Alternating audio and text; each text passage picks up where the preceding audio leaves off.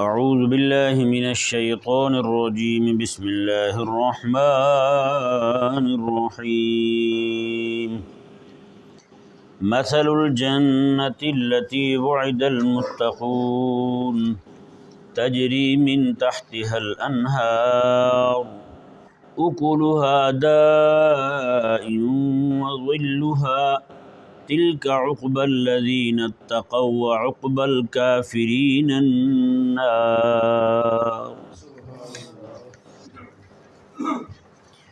خلاق کائنات نے پچھلی آیت مبارکہ میں کفار پر، مشرکین پر آنے والے عذاب کی دنیاوی اور اخروی شدت کو بیان فرمایا۔ اس آیت مبارکہ میں یعنی سورہ رعد کی آیت نمبر 35 میں اللہ تبارک و تعالی نے اہل ایمان کو ملنے والا انعام اور جنت کے اندر جو نعمتیں اللہ تعالی نے تیار فرمائی ہیں اس کا کوئی مختصر تذکرہ فرمایا۔ اللہ تعالی نے فرمایا مثل الجنت التی وعد المتقون، فرمایا کہ وہ جنت، فرمایا کہ مثال ہے جس کا وعدہ دیا گیا ہے متقی لوگوں کو، پرہیزگار لوگوں کو،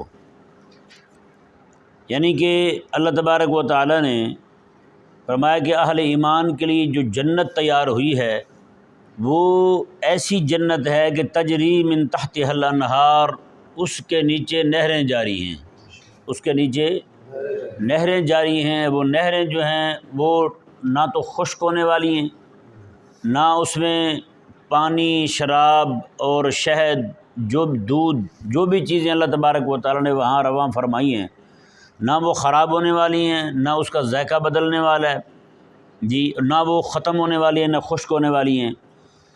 اللہ اکبر کبیرہ۔ اللہ تبارک و تعالی نے ارشاد فرمایا اکلها دائم وظلها، میں اس کے جو پھل ہیں وہ بھی ہمیشہ ہمیشہ رہنے والے ہیں، وظلها، اور ان کا سایہ بھی ہمیشہ ہمیشہ رہنے والا ہے، کیونکہ آپ کو پتہ ہے درختوں کے سائے اور ان کے پھل جو ہیں موسم خزاں آنے پر، پت جھڑ لگنے پر کیسے جھڑ جاتے ہیں، پھل بھی ختم، سایہ بھی ختم، دونوں ختم ہو جاتے ہیں۔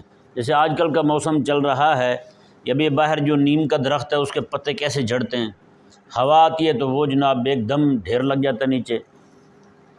اللہ تبارک و تعالی نے ارشاد فرمایا کہ وہاں اس موسم کا جو پت جھڑنے والی ہو اور ساتھ جو ہے اس کے پھلوں کو ختم کرنے والی ہو، اللہ تبارک و تعالی نے فرمایا کہ ایسا موسم ہی نہیں ہوگا وہاں بہار ہی بہار ہوگی، اور وہ پھل جو ہوگا، پھل ختم تب ہو کہ جب پھل توڑنے کے بعد جگہ خالی ہو جائے۔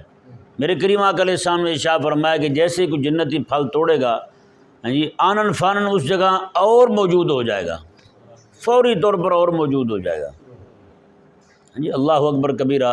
میں کہ اکلها دائم، میں ایسا نہیں ہوگا کہ پھل جو ہے وہ ختم ہو جائیں، پھل بھی ہمیشہ کے، اور ایسا نہیں ہوگا کہ جناب موسم خزاں آئے اور پت جھڑنے لگیں تو اس کے بعد جو ہے وہ سائے والی جگہ ہی نہ میسر ہو۔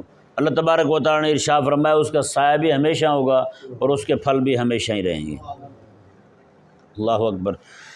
فرمایا تلک عقبی الذین اتقوا، فرمایا کہ یہ ہے انجام ان کا جو پرہیزگار ہوئے ہیں، اور وعقب الکافرین النار، اور رہے کافر تو ان کا انجام جہنم ہے، ان کا انجام کیا ہے؟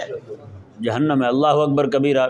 پیچھے بھی جہنم کا ذکر ہوا، درمیان میں جنت کا ذکر ہوا، اب اسی آیت مبارکہ کے اندر جس میں جنت کا ذکر ہوا اہل ایمان کے لیے کہ اللہ تبارک و تعالی نے ان کے لیے جنت تیار کی ہے، اسی آیت مبارکہ کے آخر میں پھر جہنم کا ذکر آ گیا۔ اللہ اکبر کبیرہ۔ جیسے اللہ تبارک و تعالی کہیں پر جہنم کا ذکر فرماتا ہے تو ساتھ جنت کا ذکر بھی فرماتا ہے، جہاں پہ اللہ تبارک و تعالیٰ اپنے قہار اور جبار ہونے کا ذکر فرماتا ہے تو ساتھ اللہ تبارک و تعالیٰ اپنے غفور اور رحیم ہونے کا بھی ذکر فرماتا ہے۔ قہار اور جبار ہونے کا ذکر کافروں کو وعید سنانے کے لیے ہوتا ہے تو ساتھ ہی اللہ تبارک و تعالیٰ اپنے غفور اور رحیم ہونے کا ذکر فرماتا ہے، کہیں مومن ہی مایوس نہ ہو جائیں ہیں جی، مومن اللہ تبارک و تعالیٰ کی رحمت سے پر امید رہیں۔ اسی طرح کر کے اللہ تبارک و تعالیٰ نے یہاں پہلے جہنم کا ذکر کیا، پھر جنت کا ذکر کر دیا، تاکہ اہل ایمان جو ہیں وہ جہنم کے ذکر سے اس قدر ہی خائف نہ ہو جائیں کہ جنت کی امید ہی نہ رہے۔ اللہ تبارک و تعالیٰ نے جنت کے ذکر کے ساتھ پھر جہنم کا ذکر کر دیا اور پھر جنت والی آیا مبارکہ کے اندر دیکھیں، جہنم والی آیا مبارکہ جس میں جہنم کا ذکر ہوا ہے، وہاں اللہ تبارک و تعالیٰ نے جنت کی کوئی بات نہیں کی، نہیں سمجھ آیا؟ فرمایا اللہ تبارک و تعالیٰ نے ان کے لیے عذاب ہے دنیا کی زندگی میں، عذاب ہے ان کے لیے آخرت کی زندگی میں، اور آخرت کا عذاب زیادہ سخت ہے۔ وما لهم من اللہ من واق، اللہ تعالیٰ سے ان کو بچانے والا کوئی نہیں ہوگا۔ پھر جنت کا ذکر ہوا، جنت والی آیا مبارکہ میں جہنم کا ذکر آ گیا، جہاں اہل ایمان کا ذکر ہے وہاں کافروں کا ذکر بھی آ گیا۔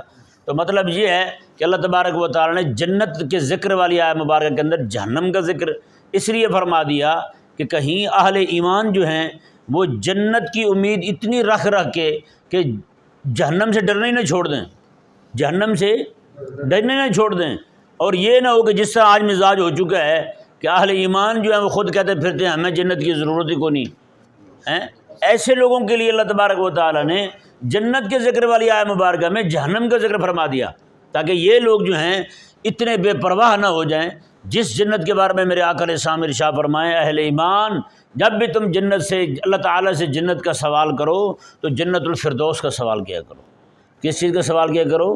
جنت الفردوس کا سوال کیا کرو، وہ جنت جس کو اللہ تبارک و تعالیٰ نے اس کے محلات اتنے بے مثال بنائے، جو اس کی نعمتیں اللہ تبارک و تعالیٰ نے اتنی عظیم بنائیں، اس جنت کے بارے میں کوئی مومن جو ہے وہ کس طرح بے رخی کا معاملہ کر سکتا ہے، وہ بے اعتنائی کا معاملہ کر سکتا ہے، اس جنت کے ساتھ کیسے مومن جو ہے وہ قابل نفرت جو ہے نا وہ رویہ اختیار کر سکتا ہے جس طرح آج کرتے پھرتے ہیں۔ جنت کی ضرورت ہی کو نہیں، ہم نے جنت جانا ہی کو نہیں، جنت مولوی تو اپنے پاس رکھ، اس طرح کے جملے بتائیں۔ مولوی کو جنت پاس رکھنے کا تو اس لیے کہیں نا کہ جنت مولوی نے بنائی ہوئی ہے، مولوی کے ابا نے بنائی ہو، جنت تو بنائی ہے رب تبارک و تعالیٰ نے، کہ نہیں سمجھ آئی؟ جیسے مثال کے طور پر کوئی بندہ جو ہے وہ اپنی دعوت رکھتا ہے، رشتہ داروں کو بلاتا ہے، عزیز و اقربا کو بلاتا ہے، کھانے سارے لگ جاتے ہیں، کھانے لگنے کے بعد جو ہے کوئی بندہ آئے اور وہاں کام کرنے والے لوگ جو ہیں ان کو آ کہے میں تیری دعوت کو کھاتا ہی نہیں، میں تیری دعوت کی طرف دیکھتا ہی نہیں، تو بتائیں ذرا اس بات کی جو ہے نا یہ تکلیف کس کو ہوگی؟ جس نے دعوت بنائی ہوگی، وہ تو کام کرنے والا ہے وہاں پہ، یہ ناراض ہو کے چلا جائے گا دعوت کو ٹھکرا کے، تو حقیقت میں اس نے کس کی بے ادبی کی ہے؟ دعوت والے کی ہے نا، جی یہ تو کام کرنے والا ہے وہاں پہ، یہ تو مزدور ہے بھائی، اس نے تو کام کرنا ہے، شام کو مزدوری لے کے سائڈ پہ ہو جانا ہے۔ حقیقت کے اندر بے اعتنائی برتی گئی ہے اس دعوت والے کی دعوت سے، بے ادبی اس نے اس دعوت والے کی ہے۔ اب کوئی بندہ یہ کہہ کے کہ مولوی تیری جنت میں ہم نہیں جاتے، وہ ایک شعر ہے، وہ کہتے ہیں جی ملا جڑی جنت تم مان کریں اس جنت مول نہ وڑسوں، کہتے ہیں اس جس جنت کے تجھے مان ہے نا اس جنت میں تو ہم قطعی طور پہ جائیں گے ہی نہیں، ہماری جنت الگ ہوگی جس میں حضرت ٹرمپ ہوں گے، جو بیڈو ہوگا، اور وہاں پہ جناب فرعون ابو جہل شداد اور قارون ہوں گے، ہماری تو جنت وہ ہے۔ مولوی جس جنت کی تو بات کرتا ہے اس جنت میں ہم نہیں جائیں گے، بتائیں۔ وہ کہتا ہے جس جہنم دا تو ڈراوے دے میں اس جہنم مول نہ سڑسوں، ہاں میرے جیسا ابو جہل جو ہے وہ اس جہنم میں تھوڑی جل سکتا ہے جس کی تو بات کرتا ہے، ہاں اس کو تو الگ جناب وہ کوئی برف والے عذاب میں ڈالا جائے گا کہ نہیں۔ یہ بھی ذہن میرے، جہنم میں صرف آگ ہی آگ نہیں ہے، جہنم میں برف کا عذاب بھی ہے، زمہریر جو اللہ تبارک و تعالیٰ نے قرآن کریم میں فرمایا نا، جہنم میں برف کا عذاب بھی ہے، یہ میں نے پہلے بھی ایک بار بیان کیا تھا مسئلہ۔ بہرحال اللہ تبارک و تعالیٰ نے ارشاد فرمایا وعقب الکافرین النار، اور کافر جو ہیں ان کا انجام کیا ہے؟ وہ جہنم ہے۔ کافروں کا انجام کیا ہے؟ جہنم ہے۔ کوئی بندہ جنت سے بے اعتنائی برتتا ہے تو وہ ایمان سے چلا جاتا ہے بھائی، ایمان کہاں رہتا ہے اس کا؟ جو بندہ کہ جنت مجھے چاہیے نہیں، میں جنت جاتا ہی نہیں، جنت کی مجھے ضرورت ہی کوئی نہیں ہے، نعوذ باللہ من ذالک، ایسا بندہ جو ہے وہ اللہ تبارک و تعالیٰ کی طرف سے جو دعوت ہے، جس دعوت کے بارے میں اللہ قرآن میں فرماتا ہے واللہ یدعو الی دار السلام، وہ خود خالق کائنات ہو کے تمہیں دار السلام یعنی جنت کی دعوت دے رہا ہے، خود رب دعوت دے رہا ہے، بتائیں یار، اور اس کا حبیب دعوت دے رہا ہے۔ رب فرمایا میں دعوت دے رہا ہوں، اپنے حبیب کو بھیجا، وہ دعوت دے رہے ہیں، ہاں جی، اور یہ کہتا ہے مجھے چاہیے نہیں۔ تو بتائیں پھر اللہ تبارک و تعالیٰ نے جہاں جنتیوں کا ذکر فرمایا اسی کے اندر اللہ تبارک و تعالیٰ نے پھر جہنمیوں کا ذکر کر دیا۔ جہنم کے ذکر والی آیہ مبارکہ میں جنت کا ذکر کوئی نہیں، جہنم والی آیہ مبارکہ میں جنت والی آیت مبارکہ میں اللہ تبارک و تعالیٰ نے جہنم کا ذکر فرمایا، اور جہنمیوں کا ذکر کے جنتیوں والی آیت مبارکہ میں جہنمیوں کا ذکر کوئی نہیں، ہاں جنتیوں والی آیت مبارکہ میں اللہ تعالیٰ نے جہنمیوں کا ذکر فرمایا۔ اللہ اکبر کبیرہ۔ اگلی آیت مبارکہ دیکھیں جی، خلاق کائنات نے ارشاد فرمایا والذین آتیناہم الکتاب یفرحون بما انزل الیک ومن الاحزاب من ینکر بعضہ۔ اللہ تعالیٰ نے فرمایا کہ اور وہ لوگ جن کو ہم نے کتاب دی ہے، یعنی قرآن کریم دیا ہے، یفرحون بما انزل الیک، وہ راضی ہوتے پھرتے ہیں، خوش ہوتے پھرتے ہیں اس پر جو آپ کی طرف نازل کیا گیا ہے، یعنی جن کو کتاب ملی ہے، اس سے مراد جو ہیں وہ لوگ ہیں جو یہود اور نصارہ میں سے اسلام لائے تھے۔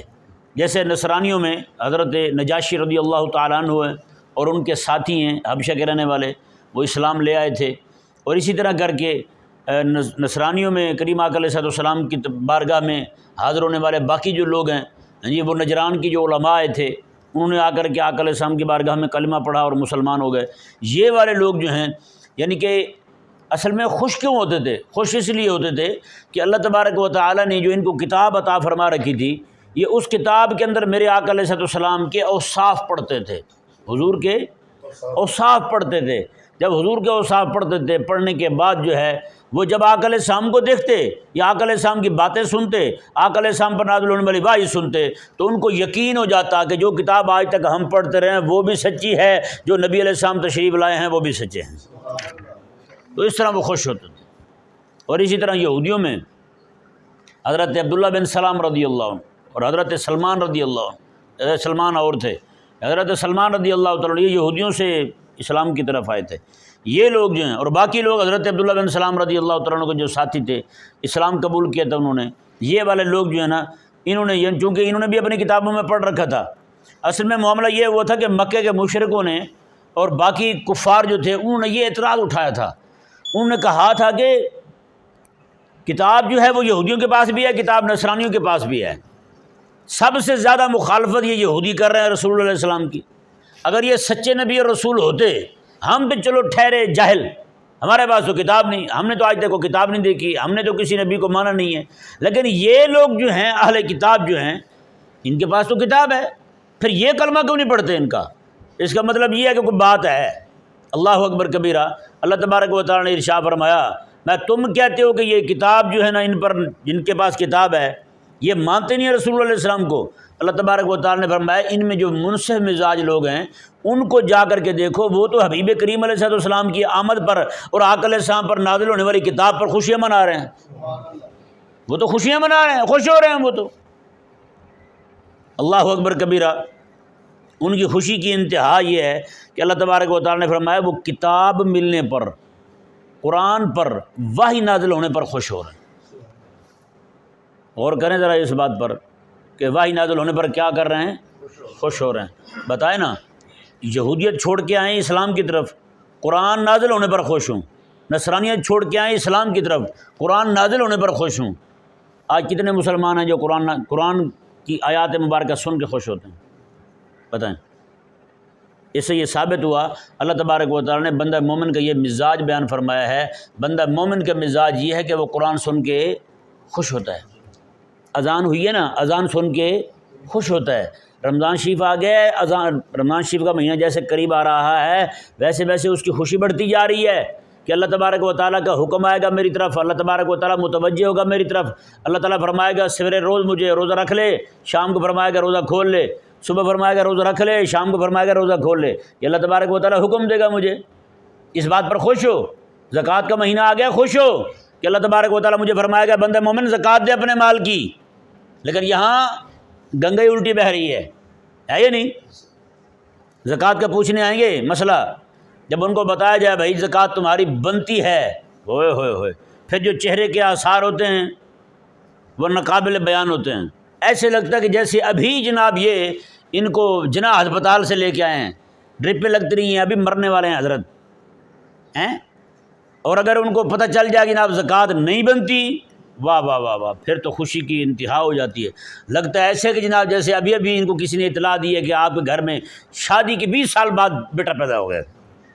اتنا تو وہاں بھی خوش نہیں ہوتے جتنا زکوٰۃ سے بچنے پہ خوش ہوتے ہیں۔ بتائیں، اللہ اکبر کبیرہ۔ تو بھائی نہیں، یہ مزاج بندہ مومن کا نہیں ہے، یہ مزاج بندہ مومن کا نہیں ہے۔ بندہ مومن تو خوش ہوتا ہے رب تبارک و تعالیٰ کا حکم پا کر۔ حضرت سیدنا ابو بکر شبلی رحمہ اللہ، آپ جو ہے نا سال میں 2 بار زکوٰۃ دیا کرتے تھے۔ ایک بار زکوٰۃ بیت المال میں جمع کرواتے تھے، ایک بار زکوٰۃ جو ہے خود مسکینوں کو اپنے ہاتھ سے دیا کرتے تھے۔ یہ ہمارے بزرگوں کا طریقہ تھا۔ اور حضرت ابو بکر شبلی رحمہ اللہ سے کسی نے پوچھا کہ حضرت زکوٰۃ کتنی بنتی ہے؟ حضرت ابو بکر شبلی رحمہ اللہ عرض گزار ہوا جی زکوٰۃ کتنی بنتی ہے؟ آپ نے فرمایا یار تو علماء والی پوچھ رہا ہے یا عاشقوں والی پوچھ رہا ہے؟ اس نے کہا حضرت علماء والی اور عاشقوں والی میں فرق ہوتا ہے؟ میں فرق ہوتا ہے۔ اس نے کہا جی کیا فرق ہوتا ہے؟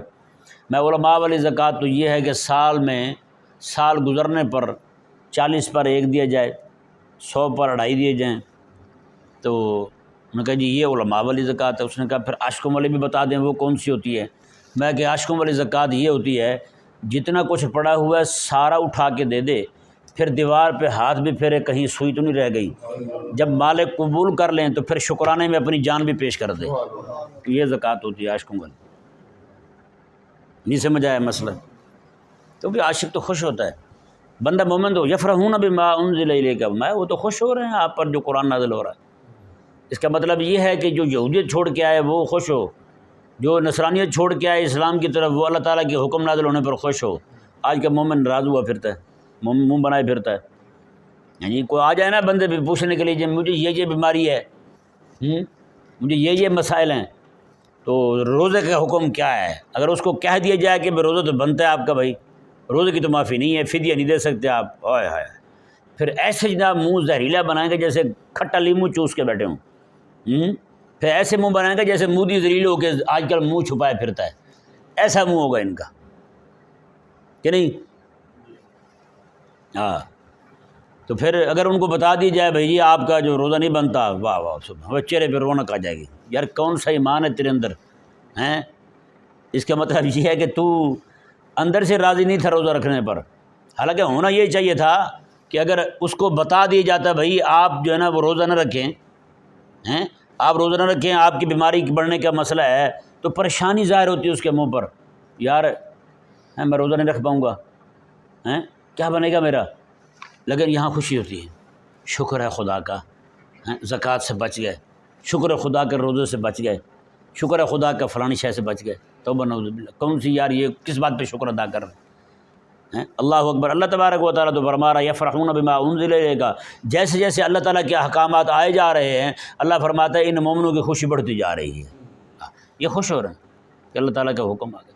بندے کو دیکھنا، یہ دیکھنا چاہیے یار اللہ تب جیسے اذان کی آواز ہو اس کے دل میں یہ ایک داہیہ اٹھے، یہ خوشی محسوس کرے، یار میں کہاں، خالق اور مالک کہاں ہیں جی؟ اس خالق اور مالک نے مجھے یاد فرمایا ہے کہ تو میرے گھر میں آ اور آ کے میری بارگاہ میں سجدہ کر، ہیں؟ خوش ہونا چاہیے یار اس بات پر کہ بندہ اپنے آپ کو غور کرے، کہاں وہ خالق اور مالک کی ذات، اس نے اتنا بڑا کرم کیا، مجھ حقیر کو پیدا کیا، پیدا کرنے کے بعد پھر اللہ تبارک و تعالیٰ نے یہ کرم کیا، مجھے اپنا دین اسلام جو ہے نا وہ قبول کرنے کی توفیق دی، یا مسلمانوں کے گھر میں پیدا ہوا ہوں تو اسی پر استقامت عطا فرمانے کا، استقامت اختیار کرنے کے اللہ تبارک و تعالیٰ نے توفیق عطا فرمائی۔ ہاں جی، آج جو ہے وہ اللہ تبارک و تعالیٰ مجھے روز بلا رہا ہے اپنے گھر میں، ایک بار نہیں 5 بار بلا رہا ہے، کتنا کرم ہے اس خالق اور مالک کا، یار خوش ہونا چاہیے اس بات پہ، ہیں؟ لیکن یہاں رونا نکل جاتا ہے لوگوں کا، پریشانی سے جناب منہ ایسے ہو جاتا ہے جیسے پورے 12 بجے اور وہ بھی تتی لو چلتے ہوئے، نہیں یار بندہ مومن تو ایسا نہیں کرتا۔ اللہ اکبر۔ اللہ تبارک و تعالیٰ نے مومنوں کا مزاج بیان فرما دیے۔ اب بتائیں نا جو نئے مسلمان ہوئے تھے ان کی خوشی کا انداز اللہ تعالیٰ نے قرآن میں بیان فرمایا ہے، تو ابو بکر صدیق رضی اللہ تعالیٰ جب قرآن نازل ہوتا ہوگا ان کی خوشی کا عالم کیا ہوتا ہوگا؟ حضرت عمر رضی اللہ عنہ کیسے خوش ہوتے، پھر مولا علی رضی اللہ عنہ کیسے خوش ہوتے ہوں گے؟ اللہ اکبر کبیرہ۔ اللہ تبارک و تعالیٰ نے ارشاد فرمایا وَمِنَ الْأَحْزَابِ مَن يُنْكِرُ بَعْضَ، اور کچھ گروہ ایسے ہیں، کچھ جماعتیں ایسی ہیں جو قرآن میں سے بعض کا انکار کرتے ہیں، بعض قرآن کا انکار کرتے ہیں۔ یہ ذہن میں رہے مسئلہ، پورے قرآن کا انکار مکے کے مشرکوں نے بھی نہیں کیا تھا، پورے قرآن کے منکر مکے کے مشرک بھی، پورے قرآن کا منکر مدینے کا یہودی بھی نہیں تھا، پورے قرآن کا منکر شام کا نصرانی بھی نہیں تھا۔ کیسے؟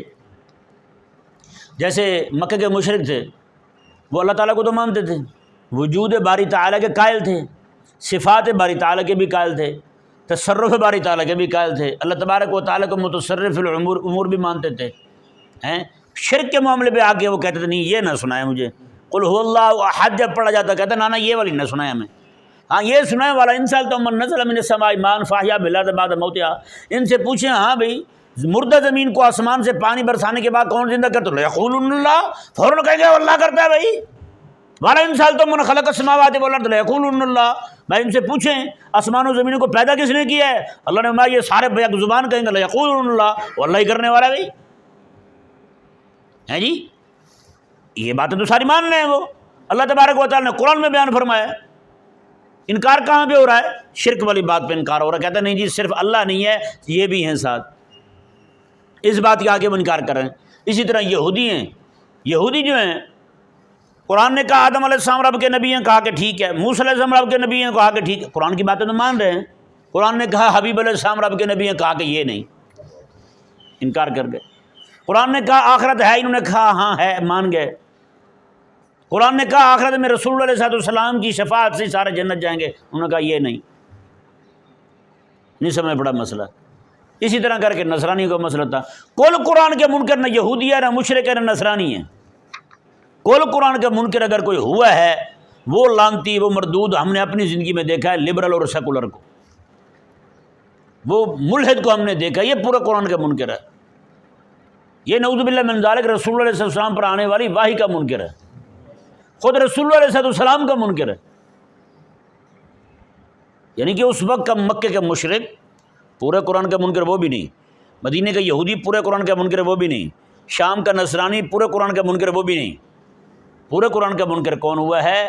جس کی ماں کلمہ پڑھنے والی تھی، جس کا باپ کلمہ پڑھنے والا تھا، بیٹا ملحد ہوا ہے، آج پورے قرآن کا منکر ہو گیا، وحی کا منکر ہو گیا، کسی بھی شے کو ماننے کو تیار نہیں ہے۔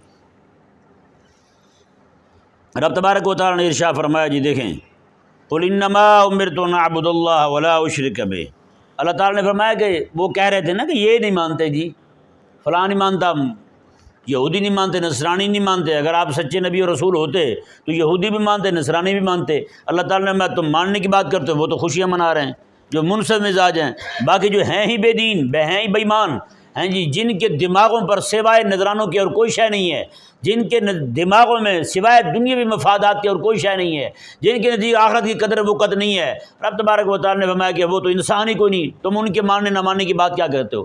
اللہ تبارک و تعالیٰ نے فرمایا حبیب کریم علیہ السلام کو کل حبیب آپ فرما دیں انما امرت ان اعبد اللہ ولا اشرک بہ، میں کہ مشرک مانے نہ مانے میرے رب تعالیٰ کو، میری وحی کو مانے نہ مانے، یہودی مانے نہ مانے میری وحی کو، نصرانی مانے نہ مانے میری نبوت کو، رب تعالیٰ نے فرمایا کہ مجھے تو میرے رب نے حکم دیا ہے انا اعبد اللہ، میں اللہ کی عبادت کرتا رہوں، یہ نہیں مانتے نہ مانے، میں اللہ کی عبادت کر رہا ہوں، یہی مجھے حکم ہے، ولا اشرک بہ، اور میں اپنے رب کے ساتھ شریک نہیں کرتا کسی کو، نہ اس کی عبادت میں، نہ اس کی ذات میں، نہ اس کی صفات میں، نہ اس کے اسماء میں، کسی طرح بھی میں کسی کو رب تبارک و تعالیٰ کا شریک نہیں ٹھہراتا۔